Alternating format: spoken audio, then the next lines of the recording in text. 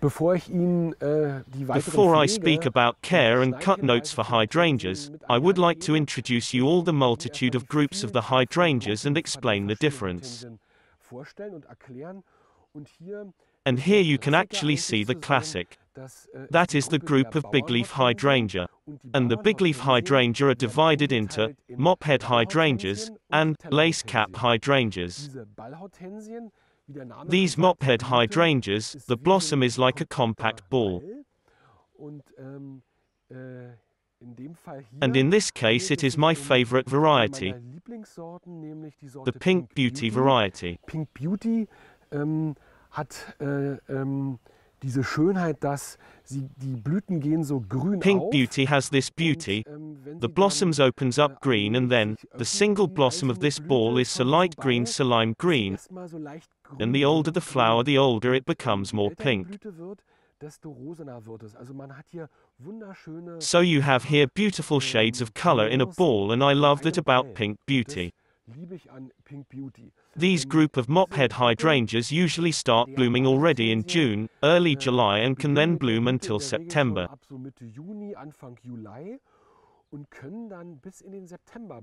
This is really long for a plant. It blooms all summer over, and then they also fade away incredibly beautiful. Because of this, pink then disappears. It turns dark pink and then gradually turns green again. And Carl Förster said that the hydrangeas are the most beautiful to die. So I find that very lyrical and gets to the point. Because the blooming blossom of a hydrangea simply has an incredible ornamental value and a charm, depending on the variety.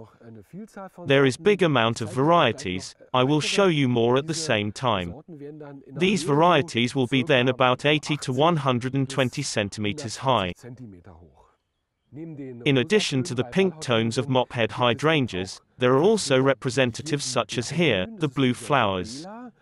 That is the variety Bella, and Bella has the same phenomenon like the Pink Beauty.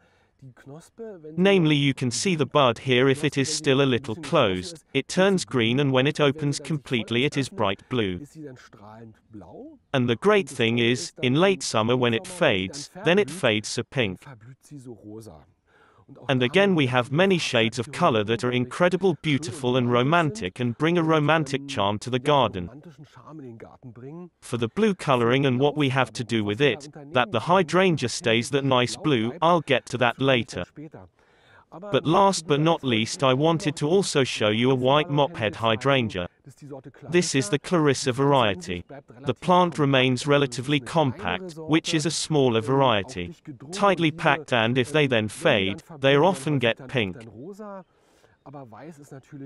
But white is of course a bright spot in the garden, so it can emphasize and lighten such dark areas in the garden through such a white coloring of the flowers.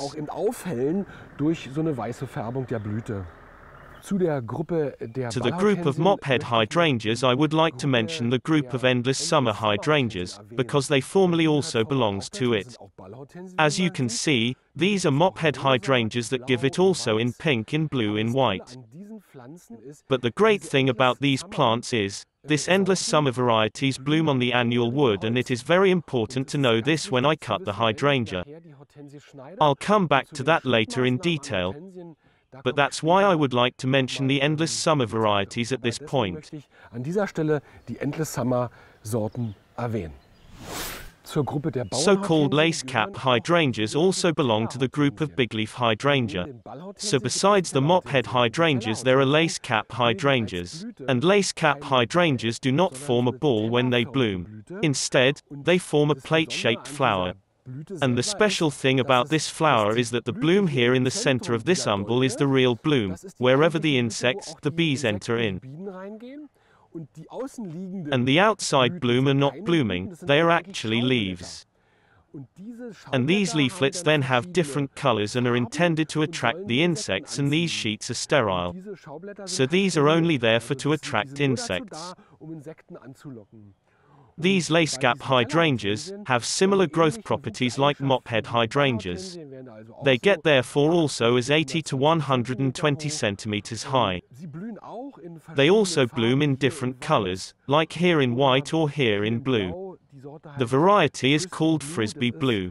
This is also one that changes from blue to pink afterwards. Here we have a very crazy one. Her name is Zorro.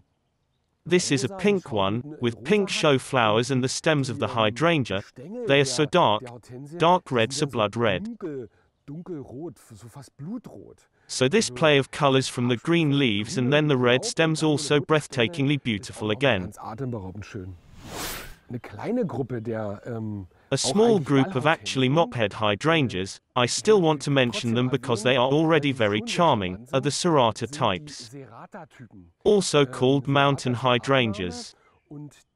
And you can see that these are also mophead hydrangeas, but they are growing significantly stocky, so they are only 30 to 50 centimeters high and are in the shoot much thinner.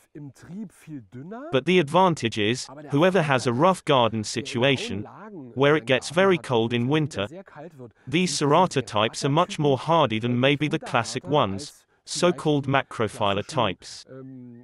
These are the ones I mentioned with Lacecap and mophead hydrangeas. These Serrata types are well suited in rough locations where it gets really cold in winter with -20 or 25 degrees Celsius.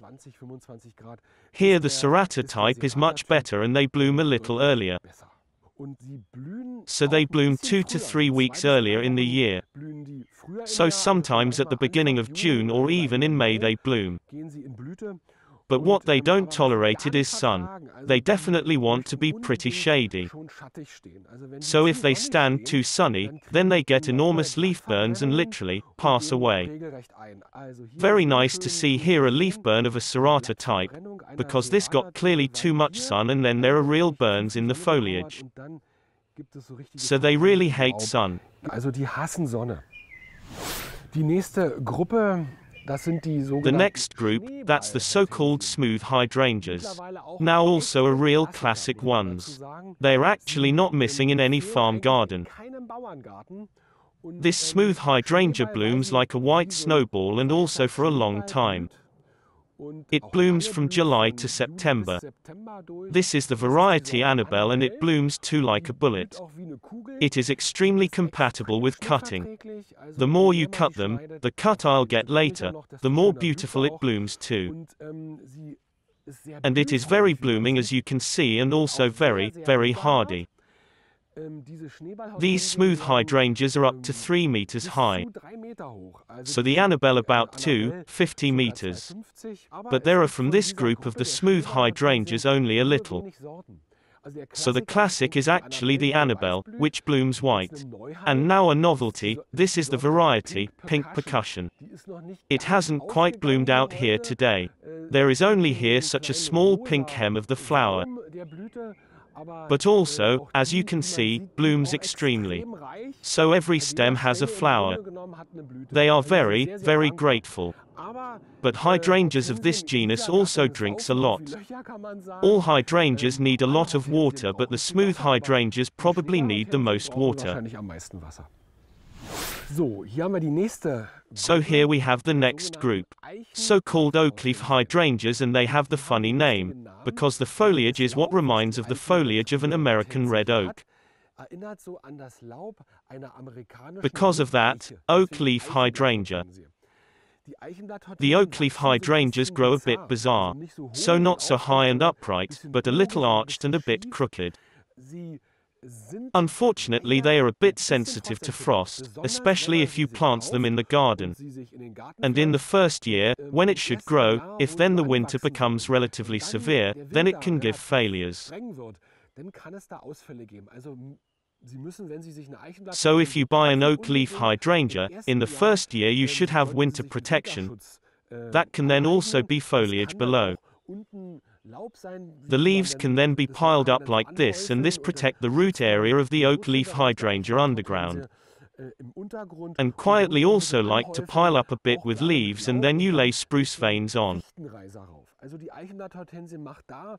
So the Oakleaf hydrangea is a bit of a problem there, but then it blooms beautifully like a panicle hydrangea. So in the months July to October. And the real cracker is not only the bloom, but the foliage gets one again in autumn, a beautiful bright red lights, fiery red autumn colors. A little bit like the Indian summer in North America. The plant partly glows dark red-orange also, and there it is extremely noticeable. So on the one hand the beautiful bloom, on the other hand this fantastic red foliage in autumn. A real eye-catcher.